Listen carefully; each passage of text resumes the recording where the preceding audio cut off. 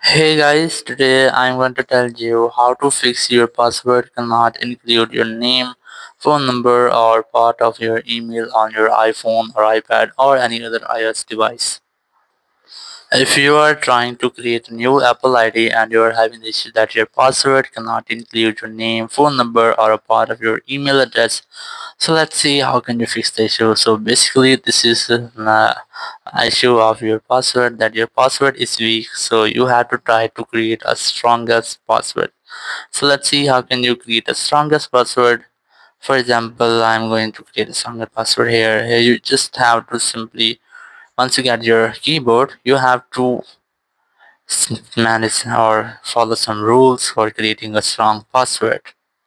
So the very first thing, your password must include 8 characters long. So you cannot create a password minimum to 8 characters. You have to create up to 8 characters, and then you have to include some numbers, then include an uppercase and a lowercase, and also you have to avoid spaces and avoid using your name or common password. So for example, I'm going to create a new password here.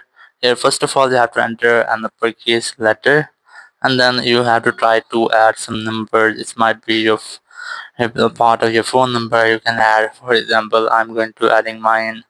Once you have added any part of your phone number, you have to add any symbol. So as I have added this one, now you have to add something which is not added to your Apple ID. It might be if you have added your name, so you have to avoid to use your name and avoid to use your email ID name. So here, for example, I'm going to entering this one. Once you have entered, here we have up to 4, 5, 6, 7, 8, and 9 letters. Now you can include any symbol again or repeat any symbol. So here you can see this might be a perfect password for your Apple ID.